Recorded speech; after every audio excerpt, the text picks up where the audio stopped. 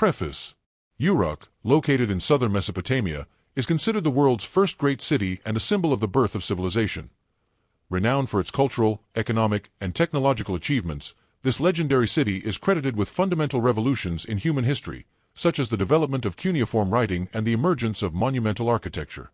Uruk was not only a political center, but also a religious, economic, and artistic bastion of the ancient world.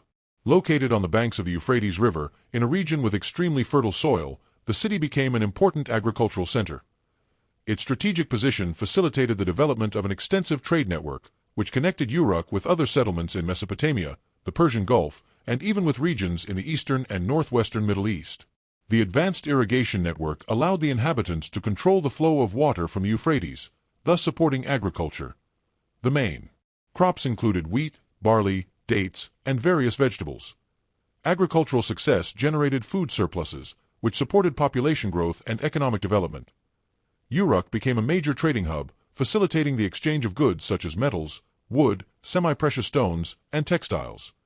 Trade was carried out both by land caravans and by boats sailing the Euphrates and Tigris rivers.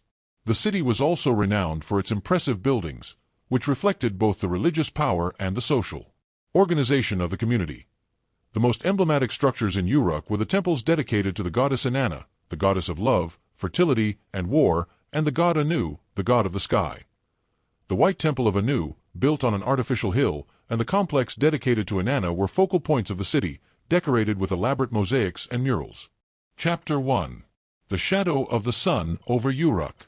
At dawn on a hot day, the city of Uruk shone under the golden light of the Mesopotamian sun. Beyond the slender stone gates, covered with mosaics and sacred symbols, the streets were bustling with life. Date sellers placed their wares in woven baskets, stone cutters chiseled statues of the gods, and the sound of sacred drums echoed from the temple of Inanna, the goddess of love and war, at the edge of the sacred quarter. On a high point in the city sat the royal palace, a citadel of burnt clay and stone, surrounded by gardens with palm trees, irrigation canals, and peacocks that roamed freely. The palace walls were thick and decorated with brightly colored frescoes, depicting scenes from the epic of King Gilgamesh and ritual dances under the full moon. Inside, the coolness was maintained by the floors. The corridors were wide and covered with hand-woven rugs of wool and linen, and the scent of incense and myrrh hung discreetly in the air. On the walls, mosaics of lapis lazuli and turquoise formed mythical scenes, and statues of the goddess Inanna watched from carved niches. King Enshugul, a tall and vigorous man with long hair and gold rings and a carefully braided beard, sat on his black stone throne. His eyes were like the shadow of night, deep and patient, but in them flickered an unsettling light, a premonition of change. Wearing a purple robe embroidered with solar symbols, Enshugul was more than a ruler. He was considered an intermediary between gods and men. Next to him sat Queen Ninsera, known for her wisdom and gentleness. Her black hair was fastened with jade needles, and her golden-yellow silk dress enveloped her body in an aura of light. She had delicate hands, with long fingers, used to touching papyri and reading the stars, and her hands, the kingdom found its balance, between the fire of the gods and the voice of the people. The palace groaned with life. Among the servants and scribes, 2 children ran around laughing. Prince Lugal, 10 years old, passionate about stories about the glorious battle of Gilgamesh, and Princess Arama, a brave 8-year-old girl who sneaked into the temples to listen to the songs of the priestesses. In a hidden room, guarded by statues of the winged lion, was the inner throne room, where the king received his most trusted advisors. The floor was made of alabaster slabs, and heavy curtains of indigo-dyed cotton hung from the ceiling. There, in solemn silence, King Enshugul listened to the news sent from the eastern borders, where the caravans were beginning to lag. "The merchants from Elam have not arrived for 3 moon cycles," said the great counselor, the old Etanu, bowing before the throne. "Is it wind or treachery?" asked the king, playing with a burnt clay figurine representing a sacred bird. Queen Ninsera looked up slightly. "Or perhaps a warning from the gods." The earth began to tremble slightly near the river, and the waters receded. "The signs are clear." The king looked at the wall covered with murals, where Inanna appeared with her arms raised to the sky. "Then it is time to send a messenger. Who is brave enough to go all the way south, to the end of the river?" That same day, in the palace gardens, a sturdy young man named Sumri, the son of a court gardener, sat on a stone bench, writing on a clay tablet. Hearing rumors of the message to be sent, Sumri dared to ask for an audience. Raised among poets and scribes, but secretly trained by an old reclusive warrior, the boy had a noble heart and an unfulfilled dream of proving his loyalty to Uruk. The queen received him in a room with painted columns, where the scent of cinnamon and myrrh mingled with that of parchments, and in the middle of the room, a refreshing marble basin murmured softly. Ninsera looked at him gently. "You, son of a gardener, do you want to carry the king's word in dangerous lands? I want to show that Uruk is not only stone and gold, but also brave blood in the veins of the humble," Sumri replied, in a confident voice. Impressed by his courage and dignity, the king appointed him a royal envoy who was given a simple cloak of fine wool, with the city's emblem sewn on the chest, a solar disk surrounded by waters. The next day, under the eyes of an entire court, Sumri left through the eastern gate, carrying a message written in cuneiform, sealed with the golden ring of Enshugal. Chapter 2. The Road Beyond the Gates. The next day's dawn brought a heavy silence to the palace of Uruk, as if the very breath of the city had stopped for a moment, awaiting the footsteps that were about to depart. From the high tower of the Temple of Inanna, the newly risen sun reflected on the palace's gilded domes and on the ceramic mosaics that shone like fish scales in the morning light on the stone terrace overlooking the southern gardens. Queen Ninsera looked out over the eastern gate. Beside her stood her granddaughter, Nikalla, a 20-year-old girl with jade eyes and the gait of a panther. Raised in the temple and schooled by the city's wise scribes, Nikalla knew the languages of the neighboring cities and the stars that guided the caravans on moonless nights. Her black hair, tied in a long ponytail with linen strings and gold threads, swayed gently in the wind. The queen silently embraced her and placed in her hand a small lapis lazuli talisman, carved with the symbol of the goddess Inanna. "This path is not only one of words, but also of the heart. Carry the peace of Uruk and listen to the echo of other peoples." Nikalla wore a tunic of fine wool dyed a deep blue, tied at the waist with a red belt embroidered with copper threads. Above it was a short cloak of gazelle skin, slightly reinforced at the shoulders and decorated with simple cotton tassels. Shod with sandals with thick soles of hardened leather, she was prepared for sandy and stony terrain. Sumri, in turn, had been equipped with a beige tunic of thick wool, over which he wore a brown leather vest, reinforced with small bronze plates on the chest and shoulders. A wide leather belt held a dagger with a bone handle at his waist.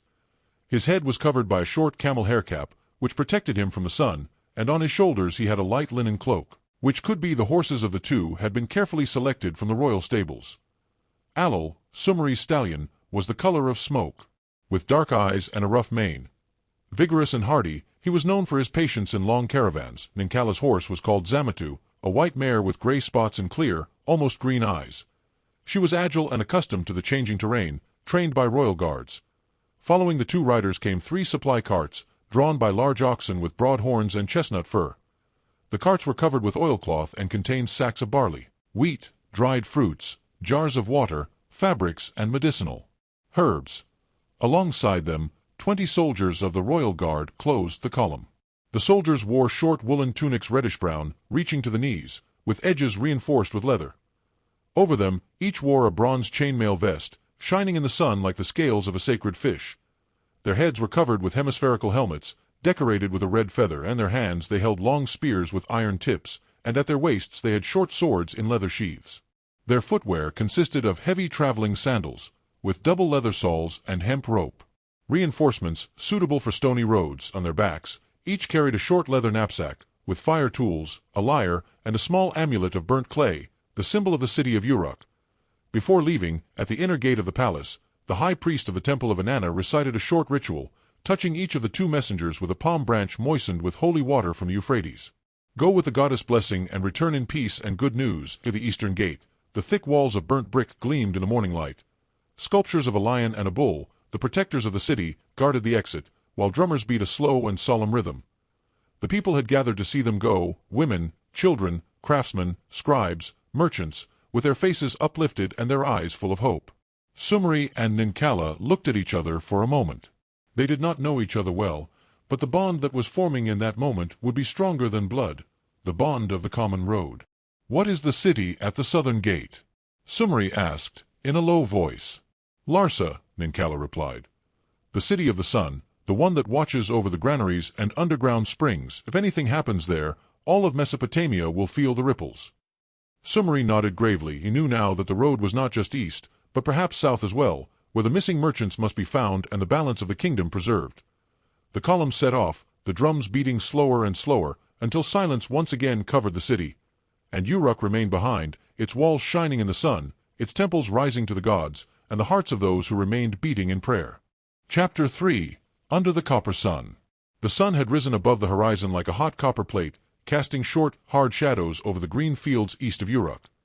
The column moved slowly, with a calculated pace, following the route of the old trade route that connected Uruk to Larsa, the city with temples dedicated to the sun god Utu and with wells that reached underground waters. The road was long. 60 miles separated the two cities, a distance that, with a heavy caravan and a cautious step, would take 3 days to cover.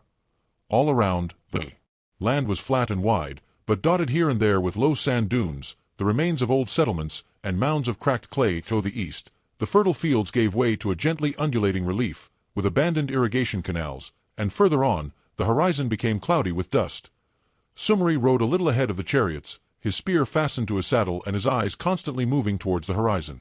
Beside him, Ninkalla rode straight on her white horse, as if she had been born on Zamatu's back. The silence was broken only by the sound of horseshoes, the creak of wooden wheels, and the occasional giggle of soldiers behind. "You said Larsa had underground wells," Sumri said, looking ahead. "How do you know that?" Ninkalla smiled a little, not with disdain, but like a teacher who is glad that a student asks. "The clay tablets in the Temple of Enki in Uruk say so. An old scribe copied them after a messenger came with a gift for the high priest. Larsa is built on a layer of porous earth, where water collects. Their wells do not dry up easily, even during droughts." "Have you read the tablets?" "I copied them, translated them, and turned them over in my mind dozens of times," she said. "A city is not just walls and squares. T is what we know about it and how we keep it alive in words." Sumri was silent for a moment. This girl spoke of stone and water as others spoke of gods. "I didn't expect a young woman to know about soils, relief, and springs," he said honestly. "Because too many men imagine that wisdom comes with age. But Uruk has wise women with clear eyes and sure hands. I'm just one of them." Sumri's smile was sincere. "Then I hope I can learn something on this road too." They continued their journey in silence, letting themselves be carried away by their thoughts, wind and dust. Towards afternoon, the sun had become a burden. The tired soldiers had begun to slow down. The guard commander ordered a halt in a low meadow, close to an old canal. The soldiers quickly set up their tents of thick canvas, resistant to wind and sand. They were placed in a semicircle, around a central fire, where the caravan cook was preparing dinner: boiled barley with dried onions, dates, and a lentil stew with small pieces of goat meat.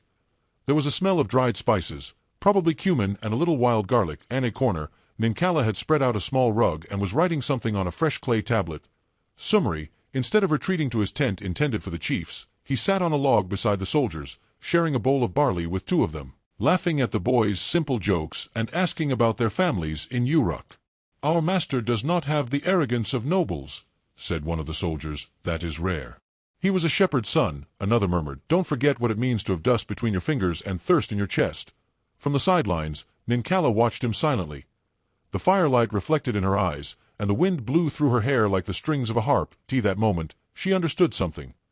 This man, raised in the steppes, had a clear and strong heart. He was not a scholar. But he listened. He was not a priest. But he respected silence. The evening passed quietly. The stars had come out, lighting the sky in dust of light. The fires were slowly fading, and the soldiers were sleeping in tents, 2 by 2, in a corner of the camp. Sumri and Ninkalla were sitting on their bags of provisions, sipping tea from a bronze cup. "You talked less today," she said. "I listened to you. And sometimes, that's all you have to do." She smiled. Then, in a low voice, "Thank you for eating with them. That says a lot about a man. Many leaders eat alone and live alone." "Food tastes better when shared," he answered simply. "And good soldiers fight better if they know you're one of them." In the silence that followed, only the wind could be heard passing over the tents and across the dark plain. "Tomorrow we will see the first watchtowers of Larsa," she said. "And perhaps we will find out why the roads between the cities were silent," Sumri added. They fell asleep under the same sky, the earth warm beneath their bodies and their dreams linked, not yet knowing what shadows awaited them. Chapter 4. Footprints in the Sand. Dawn had risen gray over the endless plain, with a faint breeze that cooled the skin,